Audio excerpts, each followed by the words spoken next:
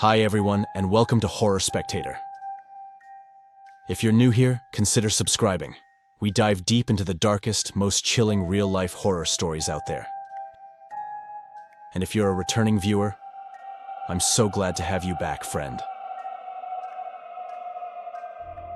In this video, we're diving into 3 stories of people who crossed through the Appalachian Mountains, expecting to hear the usual sounds of nature, the forest, the wind through the trees, but instead, they heard something very different. From isolated cabins deep in the Smokies, to a ghost zone filled with abandoned structures. Once a town, now nothing but decaying buildings hidden in the heart of the forest. I don't know about you, but stories like these, along with many others I've received, really make me question what might actually be living out there in those woods. As always, thank you so much for being here and supporting the channel. It means the world. Now, dim the lights, get comfortable, and let's head back into the mountains. And remember, viewer discretion is advised.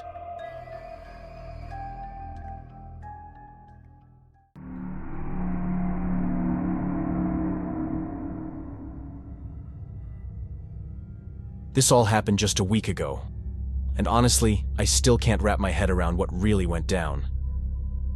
Just to give you some context, I'm 34 and I've lived in West Virginia my whole life.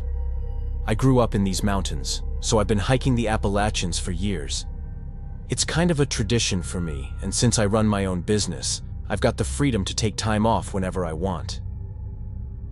This time, I was exploring a section of the Blue Ridge Mountains. I'd never been there before, but I'd heard tons about it. So the plan was to do a little road trip around the area and hit a few trails. I had a rough itinerary, but there was room to improvise if needed. The idea was to spend around 9 days on the road, maybe more, maybe less, depending on how things went. Needless to say, I ended up cutting it short. Like I said earlier, I've been hiking the Appalachians for as long as I can remember, and I know certain areas, especially around my home state, really well. I've had my fair share of weird and unexplainable stuff happen out there, but never anything that made me feel like my life was in actual danger. Until now. I left West Virginia at 6 a.m., planning to take about 2 days to reach the area I had in mind. Not because it was far, but because I wanted to stop at 2 specific spots along the way. When I finally made it to the Blue Ridge Mountains, I was full of energy and ready to explore. I parked my car right at the trailhead, planning to spend 4 days in that area, then drive further south and spend another day there. Since it was summer, there were still a few hikers around at the start of the trail. A couple families, a few solo folks. I've always liked that kind of crowd you sometimes see on trails. Not because it makes me feel safer, but because there's a sort of unspoken camaraderie. Still, I've always loved solitude too, so the plan was to hike the main trail for a day, then veer off a bit further south into an area that wasn't marked. No trails. Basically no one around. The second night was hot as hell. I was starting to feel all closed in. So I walked over to a little creek near where I'd set up camp. Just needed to splash some water on my hands and face to cool off. On the way there, I got this gut feeling that I wasn't alone. It wasn't some sixth sense or anything like that. I actually heard something. It sounded like footsteps. Human footsteps. I stopped, looked around, but didn't see anyone. I just stood there for a bit, trying to listen, but after a few seconds of nothing, I kept going. Then, at the creek, I heard it again. More footsteps. I wasn't scared. Not really. I mean, it's totally possible someone else was out there, and I was well prepared if they had bad intentions, but I was curious. If someone was nearby, I needed to stay alert. After cooling off, I headed back to the tent and tried to read for a bit before crashing. But out of nowhere, I started hearing these weird-ass sounds coming from the woods.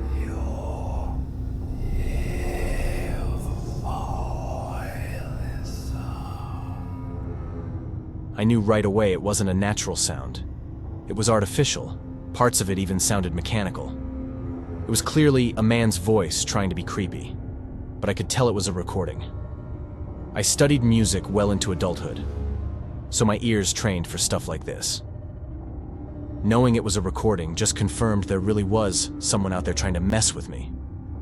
Probably thought I'd assume it was something paranormal or some forest spirit crap. I didn't hesitate. I grabbed the pistol I always bring with me and stepped out of the tent.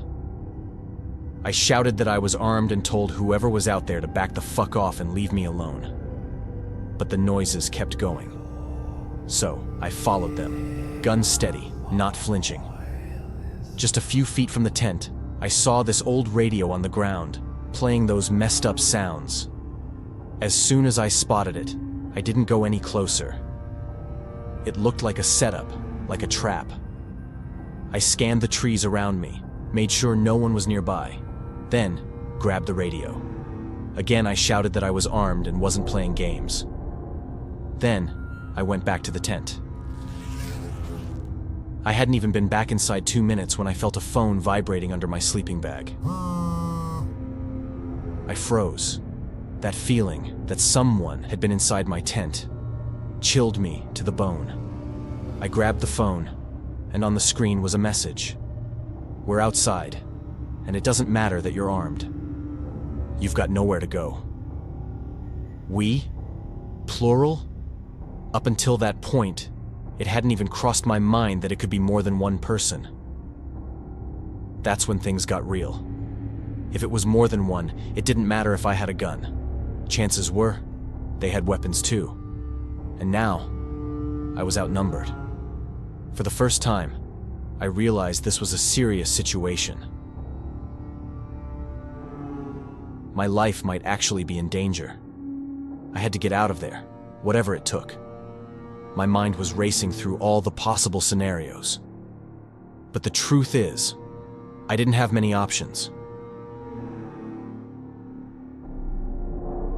Either I stayed and fought, or I ran. But I was at a huge disadvantage. I didn't know the area. I didn't know how many people there were. And I didn't know if they were armed. On the other hand, they probably did know the area. They were more than one.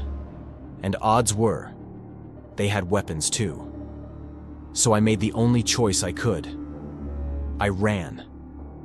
I grabbed just the essentials, shoved them into my small backpack, the one I always carry, unzipped the tent, and sprinted into the woods. I had no idea if anyone was chasing me, but at one point I thought I heard voices in the distance. Might have imagined it, I don't know. After running for what felt like forever and feeling completely wiped, I finally stopped and looked for a place to hide. I just needed to wait until there was enough daylight to keep moving safely without tripping over something or, worse, twisting an ankle or breaking a leg. 5 minutes into searching, I found a small creek with a higher area and some rocks. It'd have to do for now. When the sun came up, I could follow the creek and figure out where the hell I was. It took a whole day after that before I found a small town. Some guy gave me a ride to the nearest police station. I told them everything, filed a report. But as you can probably guess, that was the end of it. Just another story no one can prove.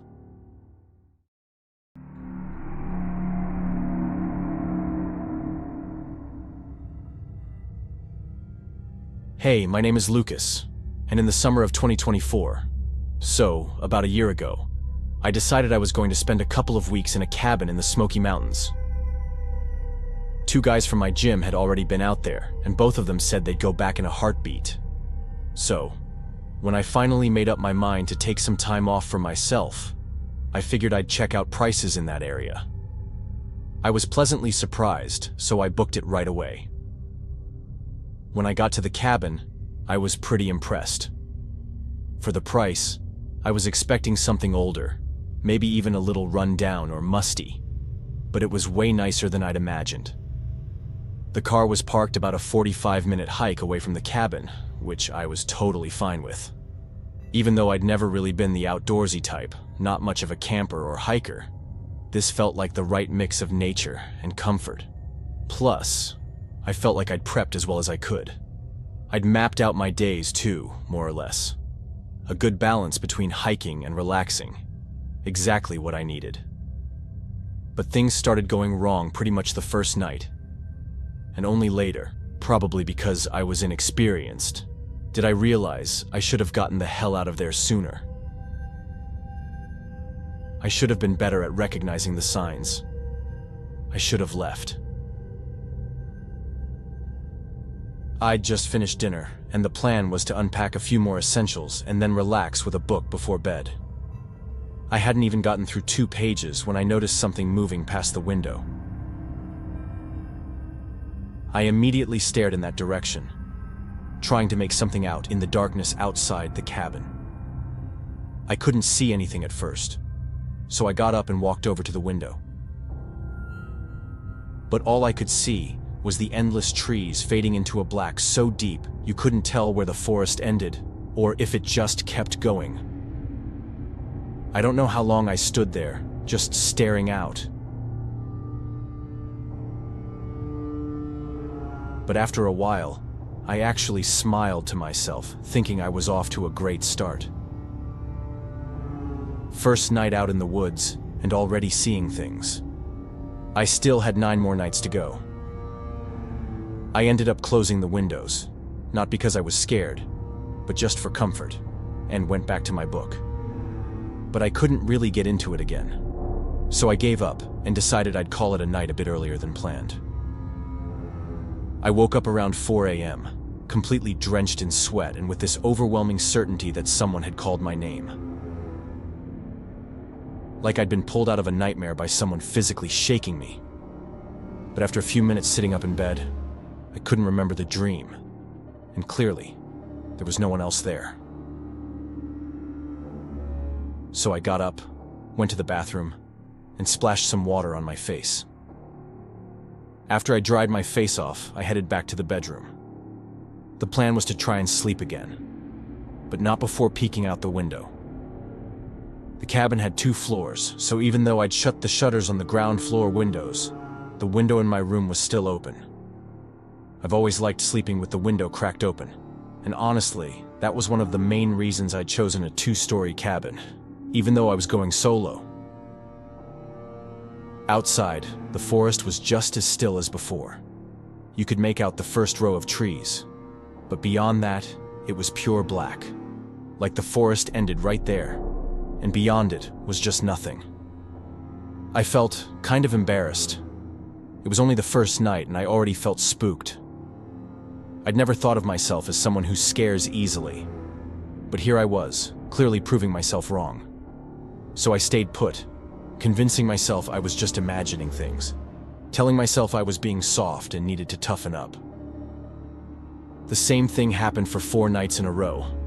I'd wake up around 4 a.m., soaked in sweat, with the same feeling of being yanked out of a nightmare by someone calling me. The days were normal, peaceful even. Hikes, reading, naps. But the nights were hell. Eventually I started thinking maybe the woods just weren't for me. Maybe I was more of a city guy after all. But on the 5th night, I snapped. It happened again. 4 a.m., same sensation. But this time, I was already half awake before the voice came. And that's when something inside me shifted.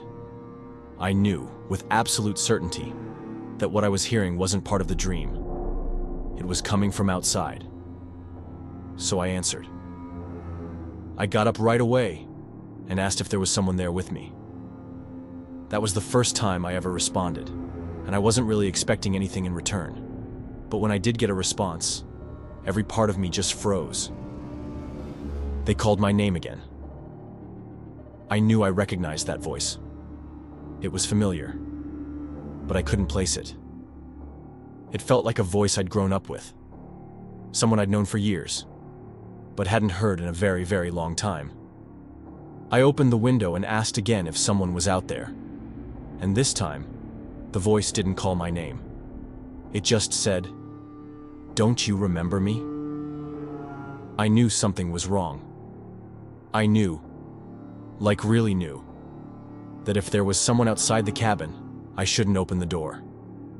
But there was something about the voice, something about the tone, the way it spoke, that made me want to answer, made me want to go looking. It's hard to explain, and even now, telling you this story, what I'm about to say sounds surreal. It sounds impossible. But the truth is, I wanted to respond. I wanted to know what was going on. The only reason I didn't was because, at the same time, that something in me was drawn to that voice. Something else, something deep and primal, told me to stay the hell put. An instinct I didn't even know I had. I stayed sitting on the bed for the rest of the night. I heard my name one more time, but when I didn't respond, the voice went quiet. As soon as the sun came up, I packed everything and got out of there as fast as I could. I haven't told anyone about this until now. First, because I was embarrassed. I didn't want people thinking I'd lost it. Then, because I was ashamed I might have hallucinated the whole thing. Only now, after hearing a few similar stories from other people, do I feel comfortable enough to share mine, anonymously.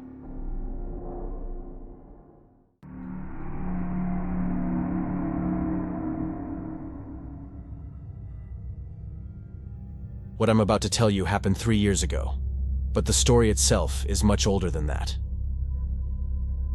I've always had a deep love for the Appalachian Mountains. There's just something about them. The weight of their history, the quiet sense of mystery that clings to the trees, the thick silence that settles between the ridgelines. About 7 years ago, I stumbled across a Reddit post. Someone had asked if anyone had ever explored the Big South Fork Backcountry, right along the Kentucky-Tennessee border. They were wondering if anyone had ever heard of the disappearances in that area. That post immediately grabbed my attention. Most of those disappearances happened more than 50 years ago. The records are either gone, hard to track down, or buried in some forgotten archive. Ever since that day, I've been kind of obsessed. That single post sent me spiraling down a rabbit hole I never really climbed out of. I started focusing more and more on the most remote, most abandoned places in the mountains. Some of them are still well known and get their fair share of hikers and weekend adventurers, but others have just faded into obscurity, places no one talks about anymore. And those were the ones that really stuck with me. Then, not long before everything happened, I saw an Instagram story from this guy I follow. He's known for exploring different parts of the Appalachians. He'd been out near Big South Fork and said he heard some strange noises at night while camping. That just pushed my curiosity over the edge. And that was the exact moment I knew I needed to go out there myself. Still, I'm not reckless. Going alone was out of the question. I needed someone to come with me. One of my oldest friends, George, is into this kind of stuff too. He wasn't exactly thrilled when I pitched the idea, but after some convincing, he finally agreed to come along. So, in late July of 2022, we set out early in the morning, both of us excited to finally check this place off our list. We had taken 5 days off work, just enough time to travel, hike, and fully take in the atmosphere. The drive took a day and a half. We followed I-64 east for most of the way, winding through West Virginia's endless green forests until we finally reached a small, sleepy town called Glen Jean. That's when things started to feel different. You get the sense you're finally pushing deep into the mountains. Glen Jean barely qualifies as a town, more like a crossroads with a handful of old buildings and a single gas station. It's also where you'll find the visitor center for New River Gorge National Park. We stopped there to grab a map and ask about Thurmond.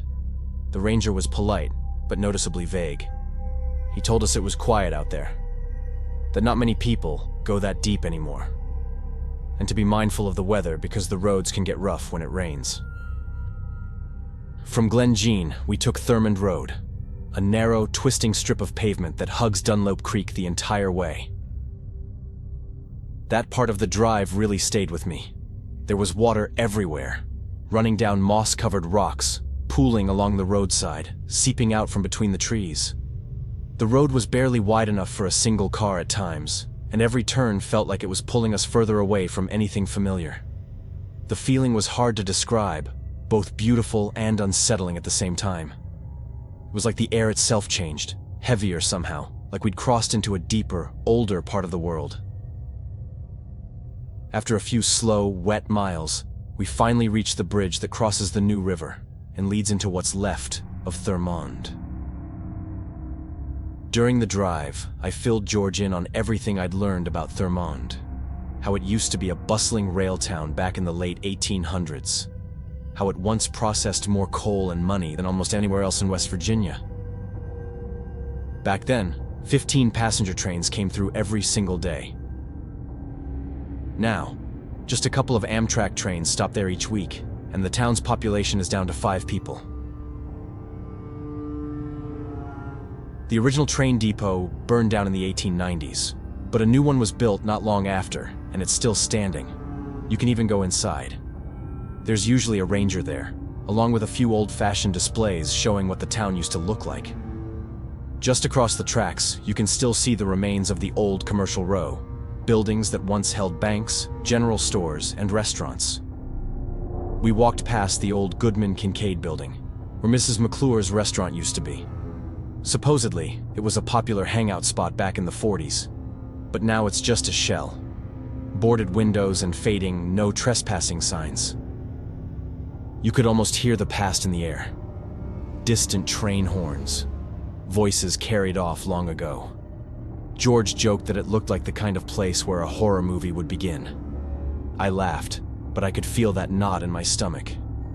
An uneasy hum when a place gets too silent. We hiked a bit beyond the depot, following a narrow trail that led away from the historic area. That's where we planned to set up camp for the first night. Just far enough to be alone, though, honestly, we hadn't seen another person since we left Glen Jean. It was hot and humid, and the trail was steeper than we expected. By the time we reached a flat clearing near the tree line, we were drenched in sweat and completely wiped out. Still, our spirits were high. There was no service, no lights, no noise from the world. Exactly the kind of escape I'd been craving. On the second day, we packed up early and pushed deeper into the woods. That's when we finally found the abandoned structures we'd come to see. They were far more decayed than I expected, some so fragile and broken that just stepping inside made you feel like the floor could give way at any second, or that the ceiling might collapse on top of you without warning. We spent the day exploring as many of them as we could, looking for the best spot to set up camp for the night. The atmosphere felt different out there, like I was trespassing in a place I wasn't supposed to be. It was subtle, but strong, this sense of being an intruder. I told George how I felt, but he just brushed it off, told me to stop being ridiculous, and warned that the more I believed in that kind of thing, the more my brain would twist things around to make them real. I already knew that was his way of thinking. It's exactly why I brought him.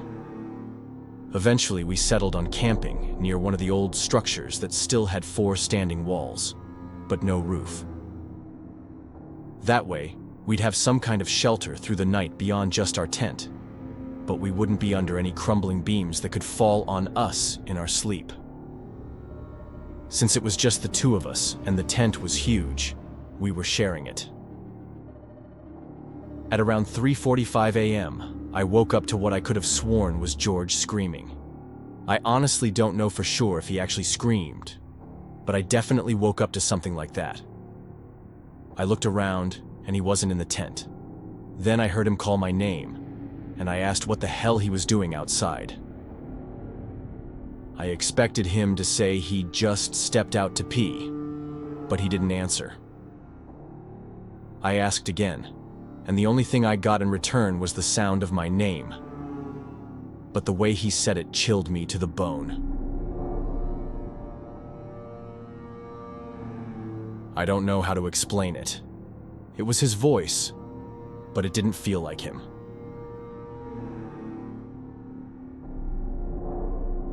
I called out again, told him to stop messing around, but no response. I was starting to panic, so I unzipped the tent and looked outside. The voice had sounded so close, like he was standing right next to me, but when I opened the tent, it was pitch dark. I called out again, louder, this time practically yelling in desperation. That's when he finally responded. He stepped out from behind the trees, but he was much farther away than he should have been. There was no way he could have gotten that far, especially without me hearing him move. He immediately asked what was going on and why I was shouting, but I couldn't even respond right away. I asked him if he had called my name. He said no, that he'd just gone to take a leak, but then thought he heard something, so he'd wandered a bit farther. I asked him what he meant by something, and he just shrugged and said he wasn't sure. Under any other circumstances, I'd say George had played a prank on me, but I knew he hadn't. He looked genuinely confused. And the biggest reason I believe him is that there's just no physical way he could have covered that distance, especially in total silence. He came back into the tent, and when I explained what happened, that's when he told me the part he'd left out. That he thought he'd heard me calling his name, but he knew I was inside the tent, and that there was no way in hell I'd ever go wandering off into the woods alone in the middle of the night. He just said he didn't want to talk about it anymore, and that we needed to leave. At the first light of dawn, we packed everything and got out of there. And that was it. Since then, our friendship has completely deteriorated. I kept bringing it up because I knew I wasn't crazy and something had happened, but he kept shutting me down. He said he didn't care and told me to stop talking about it. We spoke less and less after that. Now we barely talk at all. I just hope that someday he'll feel ready to face whatever happened and decide to reach out to me. I need answers. And more than anything, I need my friend to acknowledge that something happened out there, that we both experienced it, and that I'm not insane for holding on to it.